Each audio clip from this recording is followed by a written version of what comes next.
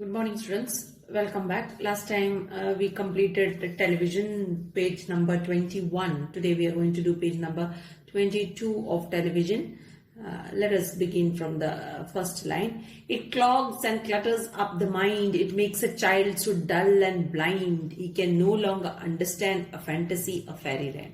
So whatever I was telling you in my previous class, same thing. It clogs and clutters means it blocks the mind. And it is filling, it makes a child so dull and blind. So it is blocking the child's mind and it is filling up with useless thoughts. The child's mind is filled up with useless thoughts. That's why I told you in yesterday's class itself. The child who is not aware of what is happening at the present situation, by seeing the real things, only trust whatever is shown on television is the fact, is the actual thing in life, right? So that is what I had focused last time in my previous class. It makes a child so dull and blind. So the child is made dull over here. The child is made blind over here. The child can't think anything, right? And it can't see anything around. So whatever is reality, the child is not seeing and understanding. This is what the poet is trying to tell us. He can no longer understand a fantasy, a fairy land. So the child can't understand. The child can't understand the difference between something which is unreal over here, right? Child can't understand between the difference between what is unreal. So that is what it is said. What is a fantasy, a fairyland? So that is what the child can't understand. So whatever the child is seeing over there, he is just taking it for granted. It's just thinking that is what reality is, and that is why I gave you examples. So it's not only the case of small kids, right? It's the case in the bigger ones also. When they grow up, they really live in this type of real life. That is why I told you the influence of movie is the influence of movies, the influence of serials on children. That is what is affecting them.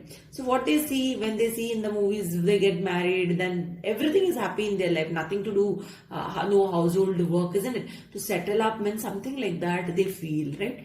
But in reality, that is not a thing. You have a lot of responsibilities. So when one has to face responsibility, they get scared of the responsibilities and they try to get rid of it. That is why you can see many of divorce cases in the young generation. In the olden times, you can see it never used to happen like that in the olden days. There were very rare cases of divorces, but now it is just like a fashion, getting divorced, getting married, getting divorced. It is something like that. So it's all these things, whatever I'm mentioning as examples also over here, it's the influence of all movies, of all fake life, right? That is the only thing what I can tell you over here. So this is what the poet is trying to explain through this poem. His brain becomes as soft as cheese. You can see all these lines, poet has highlighted it, right? You can see over here. It's written in bold letters, bold big letters it is written. You can see it's highlighted only to bring to the notice of parents, to bring to the notice of children. His brain becomes as soft as cheese. So the poet says the child's brain becomes. So here you can see the only simile over here. Only simile. Poetic devices, I told you, there is no much poetic device. It's like a spoken way the poem is written over here. So this is one poetic device. You can make a note of it, as soft as cheese. So the brain is compared over here to that of cheese. Okay, so very pliable, it becomes very soft, isn't it? That means it is not having it's not used at all. That is what you can see. Brain is not used. It's not becoming sharp. Brain becomes sharp when you use your brain. So your brain is not at all used. That is why there is no power of imagination. This is what the poet is stressing over here. So you can understand how much harm it is doing to the society, to the children, isn't it? Today's life, right? So his powers of thinking rust and freeze. The poet says the power of thinking is just rusting and it is getting freezed up because it's not used at all. That is what the poet is focusing. He cannot think, he only sees. He cannot think over here. He is only seeing. He sees, he keeps on seeing. He cannot think. But that is not the fact. Many a times you feel, no, if you watch certain things, you will be getting some sort of knowledge, even if you don't read. No, that's not the thing. When you read, your imagination increases, isn't it? You imagine that you might have experienced. Those who have the habit of reading books might have experienced. When you are reading a certain book, you reach to that place of fantasy, fairyland, whatever it might be, through that book, isn't it? There it starts. You are imagining yourself as one of the characters. That is why you go along with that main protagonist of the story. You reach to the point, to the place where the protagonist is. You can just imagine, you can see the land, you can see everything in front of your eyes, how it will be, the place mentioned in it, everything you might be visualizing while reading. It happens. When we read books, this normally happens. We can visualize it in front of our eyes. But when you see things, there is no point of visualizing. Did you understand? So there is no point of visualizing. We don't visualize anything because we are directly seeing it, isn't it? Everything is there. All the things are this. Brain is not working at all. No functioning of brain. We are just watching it. That's it. But when you read, you are reading, you are seeing only the letters in the book, and at the same time your mind is working. It is picturized in front of you, right? So whatever you are reading is pictured. There the imagination is working. So that's the difference between reading and watching, right? All right, you'll cry, all right, you'll say. But if we take the set away, what shall we do to entertain our darling children? Please explain. So the poet is saying, all right, you'll cry, all right, you'll say. So at this point, when you realize these things, whatever the poet has mentioned over here, that is what the poet is focusing. All right.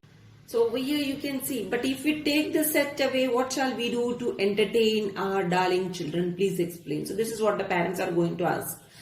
This is the question raised by the parents. So poet says, we'll answer this by asking you. So you can see over here, unusual usage of we, isn't it? Normally, now this, even though this is a poem, television is a poem, you can say, here it is not right, like the qualities what is required for a poem is not to be seen over here.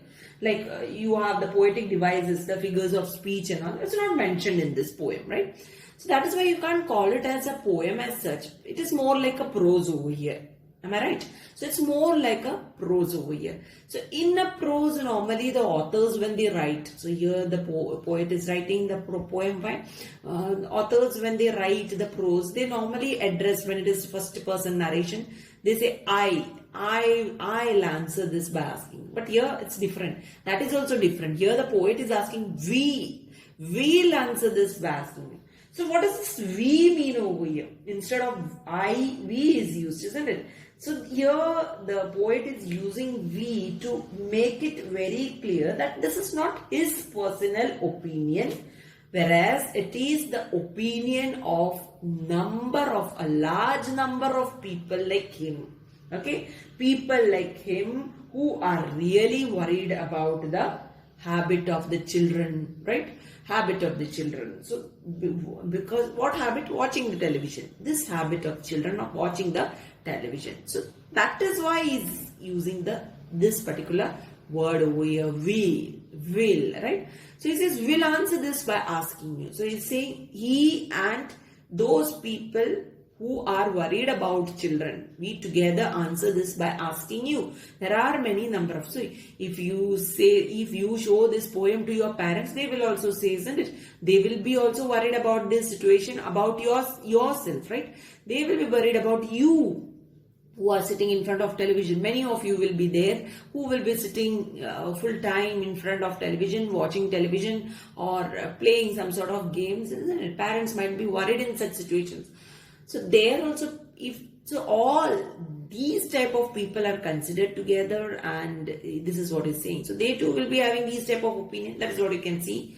What used the darling ones to do? So the poet is asking, what used the darling ones? Now you are saying, no, what our darling ones will, how are we going to entertain our darling ones? So what used the darling ones to do earlier? How they used to? They were children earlier also. It's not that now only in this generation we are having children. Earlier also, when you parents were children, that time also you all were children, right? So what darling ones used to do at that time? How used they keep themselves contented? How they used to get themselves engaged? How they used to get children engaged at that time? How they were entertained at that time? Before this monster was invented. So over here you can see before this monster. Now who's this monster? This is television. So this is television what the poet is referring. So this is personification. Normally monster, we say, devil like monster, all this we use it for human being, right? So that quality here is used for a thing. How can a thing be monster? But the thing is called as a monster over here. So this is personification what the poet has used in this line. Before this monster was invented, before this television was invented, that is what he's trying to ask over here.